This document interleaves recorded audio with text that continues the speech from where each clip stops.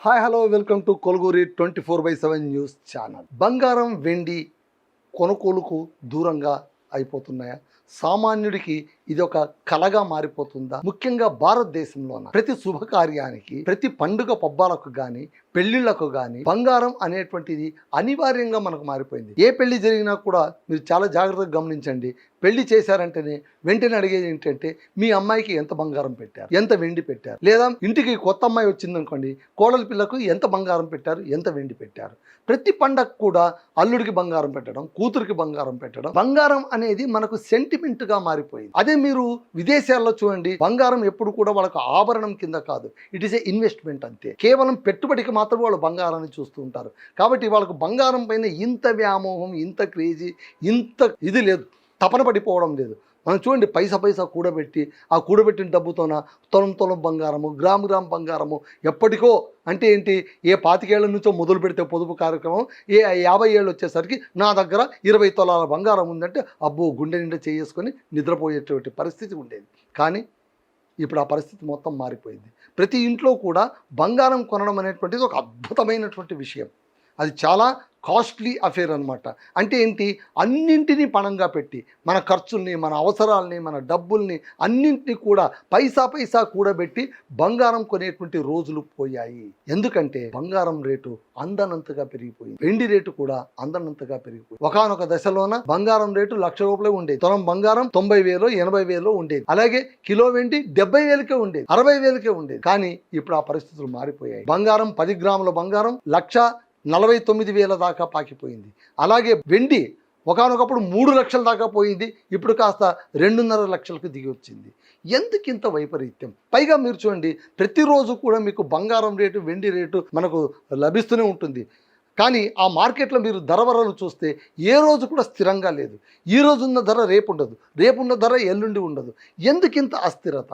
కేవలం ఈ 2 లోహాలపైన. అంటే మనం ఒకటి మీరు గమనించండి, ముఖ్యంగా భారతీయులం బంగారాన్ని కానీ వెండిని కానీ కేవలం ఒక లోహంగా మనం చూడడం, వాటిని మనం మనం ఒక లోహంగా మనం చూడడం. అంతకు మించి ఏదో ఇంపార్టెన్స్ ఉంటుంది, ఒక సెంటిమెంట్ ప్లే అవుతూ ఉంటుంది. అందుకే మనం బంగారం అన్నా వెండి అన్నా పడి చచ్చిపోతూ. అందుకోసమే భారతీయులకే పెద్ద ఇబ్బంది వచ్చేసింది ఈ బంగారం. అందుకే మొన్న సికింద్రాబాద్ సమావేశానికి వచ్చినప్పుడు 2 నెలల క్రితం ప్రధాని వచ్చినప్పుడు ఆయన మొట్టమొదట మాట చెప్పింది ఏంటంటే బంగారం కొనడం ఆపేయండి. బంగారం కొనడం ఆపేయండి అన్నారంటే దేశం చాలా క్లిష్ట పరిస్థితులకు వెళ్ళిపోయిందని అర్థం. ఊపిరి తీసుకోవద్దండి అన్నట్టు. చాలా మంది భారతీయ మహిళలకు ప్రధాని మాట ఎలా వినిపించింది, బంగారం కొనొద్దండి అంటే అది ఎలా వినిపించింది అంటే మీరు రేపటి నుంచి ఊపిరి తీసుకోవద్దండి అన్నట్టుగా వినిపించింది. అంత కష్టమైపోయింది. మరి ఎందుకు ఇంత కష్టం వచ్చి పడింది? ఎందుకు ఈ ధరలు ఇంత ఇర్రేషనల్గా ఎందుకు పెరిగిపోతున్నాయి? ఏమాత్రం లాజికల్ ఇంపార్టెన్స్ లేకుండా ప్రపంచ మార్కెట్లోనే, నాట్ ఓన్లీ ఇన్ ఇండియా, మీరు అసలు ప్రపంచ వాణిజ్యంలోనే బంగారం ధర ఇలా ఫ్లక్చుయేట్ అయిపోతూ ఉంది. దానికి కారణాలు ఏంటి అంటే, ప్రస్తుత ధరలు చెప్తున్నాం కదండి. మనకు ప్రస్తుత ధరలు ఎలా ఉన్నాయంటే కనుక 24 క్యారెట్ల బంగారం 10 గ్రాములు వచ్చి 1,94,000, అలాగే 1,53,000, అంటే ఈ సగటును ఇలా ఫ్లక్చుయేట్ అవుతుంది. అలాగే 22 క్యారెట్ల బంగారం అయితే 1,36,00,000 నుంచి 1,40,000 దాకా ఫ్లక్చుయేట్ అవుతుంది. వెండి అయితే 1 కిలోకు 2.45 లక్షల దాకా ఉంటే అక్కడి నుంచి మళ్ళీ 2.5 లక్షల దాకా. సరే ఇది ఇప్పుడు, కానీ ఒకానొక కాలంలో ఇది 3 లక్షల దాకా కూడా వెళ్ళిపోయింది. 3 లక్షల దాకా వెళ్ళిపోయింది. బంగారం 1.60 1,60,000 దాకా కూడా వెళ్ళిపోయింది. అంత హై పీక్ రేటుకి వెళ్ళిపోయింది. మీరు చూడండి, మీరు మార్కెట్లలోన బంగారం వార్తలు వస్తున్నప్పుడు బంగారం రేట్లు డమాల్ అంటారు. డమాల్ అంటే ఏం లేదు, ఒక 2,000 3,000 తగ్గింటుంది అంతే. అయితే పెరిగినంత త్వరగా ఎందుకు తగ్గట్లేదు? మళ్ళీ మునుపటి పరిస్థితి ఏమైనా వస్తుందా అంటే, లక్షలోపే బంగారం మనం ఆశించవచ్చా? ఏ 60,000కో 70,000కో కిలో వెండి ఆశించవచ్చా అంటే ఇప్పట్లో మనం కాదు, ఎప్పట్లో కూడా ఆశించలేము. సో ఈ మొత్తం సినారియోకు పెరగడానికి ప్రధాన కారణాలు ఇక్కడ మనం ఒకటి, అంతర్జాతీయ యుద్ధాలు, భౌగోళిక ఉద్రిక్తతలు. మనకు ఇరాన్ ఇజ్రాయెల్ అమెరికా యుద్ధం, అలాగే ఉక్రెయిన్ రష్యా యుద్ధం, అలాగే గాజా యుద్ధం, అలాగే మనకు ఆపరేషన్ సింధూర్ పేరిట పెహల్గాం సంఘటన తర్వాత ఇండో పాక్ వార్.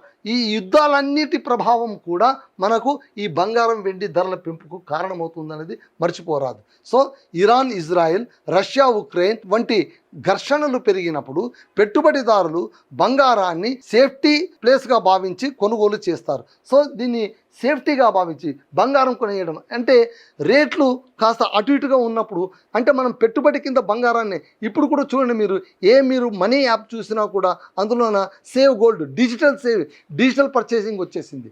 డిజిటల్గా కొనుగోలు చేయడం. ప్రతిరోజు మీరు ₹1 ఆదా చేయండి చాలు, 1 పైసా ఆదా చేయండి, రూపాయి ఆదా చేయండి, ₹10 ఆదా చేయండి, మీరు డిజిటల్గా బంగారం కొంటూ పోండి, ఎప్పుడు కావాల్సింటే అప్పుడు దాన్ని మీరు గోల్డ్గా మార్చుకోవచ్చు అనేటువంటి కొత్త మార్కెట్ ధోరణి మనకు స్టార్ట్ అయిపోయింది. ఒకనప్పుడు మనం ఎక్కడో బంగారం అంగడికి అప్పుడో ఇప్పుడో వెళ్ళి బంగారం కొనుగోలు చేసేవాళ్ళం. ఇప్పుడు అది కూడా పొదుపు కింద భాగంగా మారిపోయింది. ఎప్పుడో ఒకప్పుడు, అంటే అక్షయ తృతీయ, లేకుంటే అమావాస్య రోజున, లేకుంటే పెళ్లి రోజున, లేకుంటే ఒక పెద్ద పండుగ రోజున బంగారం కొనడం కాదురా నాయన. ప్రతిరోజు మీరు రూపాయి పొదుపు చేస్తూ పోతే తప్ప బంగారాన్ని కానీ వెండిని కానీ కొనలేని స్థితి అని ఇప్పుడు మనకు మార్కెట్ చెప్తోంది. సో ఇక్కడ అంతర్జాతీయ యుద్ధాలు, భౌగోళిక ఉద్రిక్తతలు కూడా బంగారం పెరిగిపోవడానికి ప్రత్యక్ష కారణంగా మనం చెప్పొచ్చు. అలాగే ప్రపంచ కేంద్ర బ్యాంకుల భారీ కొనుగోళ్లు, చైనా, భారత్ సహా అనేక దేశాల కేంద్ర బ్యాంకులు డాలర్ వైపు, మన రిజర్వ్ బ్యాంక్ అలాంటివి డాలర్ పై ఆధారాన్ని తగ్గించేందుకు బంగారం నిల్వలు పెంచుతున్నాయి. దీంతో కూడా డిమాండ్ పెరిగిపోతుంది. సో ఇప్పుడు బంగారం కొనుగోలు మొత్తం కూడా డాలర్ పైనే మనకు కొనుగోలు చేస్తాం. ఇప్పుడు మీరు కొంటున్న బంగారం ఎందుకు ఇంత ధర పెరిగిపోతుందంటే, ఒకటి మనకు రూపాయి ధర పడిపోవడం, రెండవది డాలర్ ధర ఫ్లక్చుయేట్ అవుతూ పెరుగుతూ పోవడం.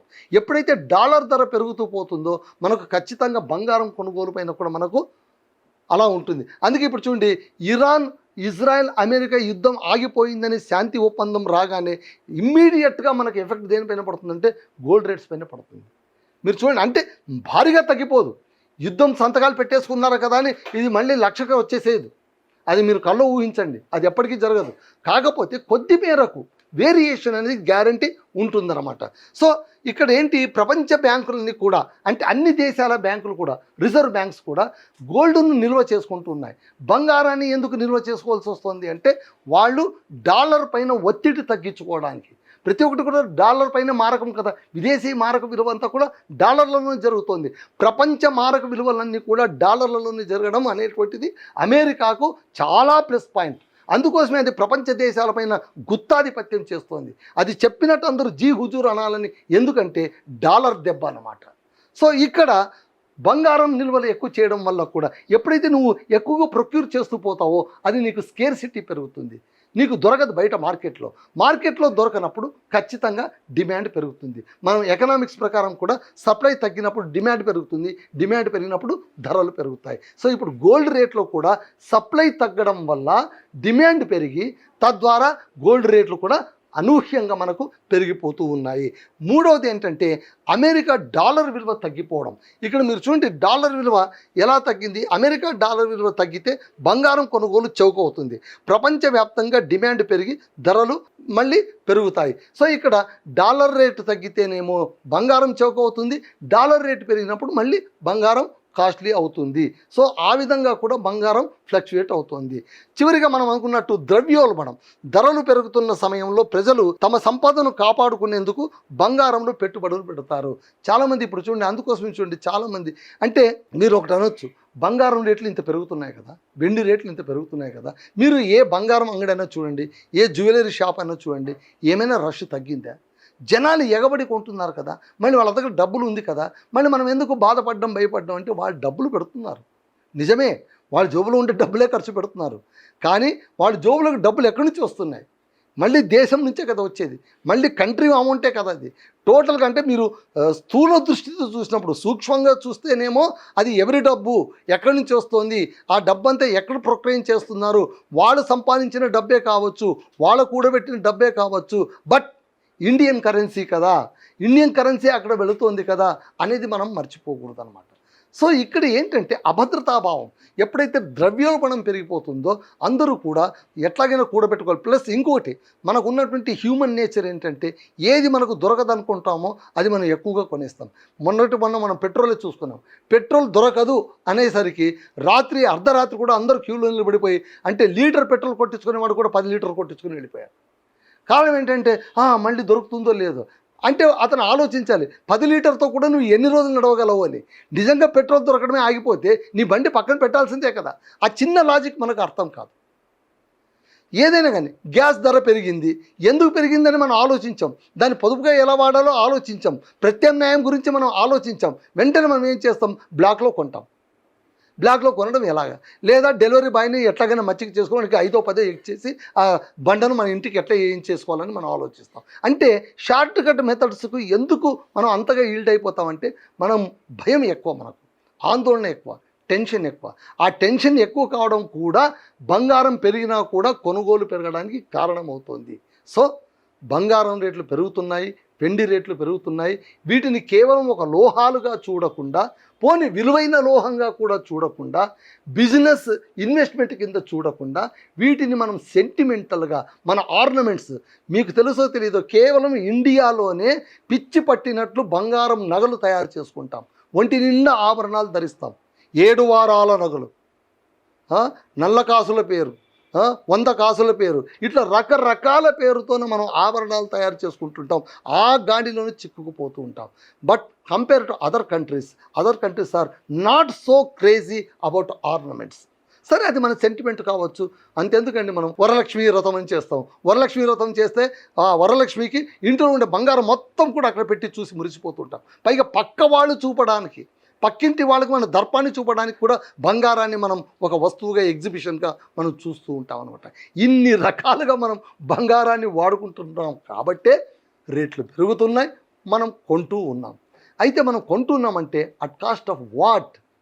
మనం అప్పులు చేసి కొంటున్నామా, లేకుంటే మన దరిద్రాన్ని దాటుకొని కొంటున్నామా, ఎలా కొంటున్నామా అనేది కూడా మనం ఆలోచించాలి. కాబట్టి ప్రధాని ఊరికే అనలేదు బంగారం కాస్త కొనడం ఆపంటరా నాయనా అని. ఎందుకన్నాడంటే ఇవన్నీ వెనకల మనకు ఎకనామిక్స్, వరల్డ్ ఎకనామిక్స్ అన్నీ కూడా రన్ అవుతున్నాయి కాబట్టి ప్లీజ్ కన్సిస్టెంట్గా ఉండండి, కొంచెం కంట్రోల్గా ఉండండి అని చెప్పారు. సో ఇదండి బంగారానికి సంబంధించినటువంటి ధరలకు సంబంధించినటువంటి కథా కమామీషు.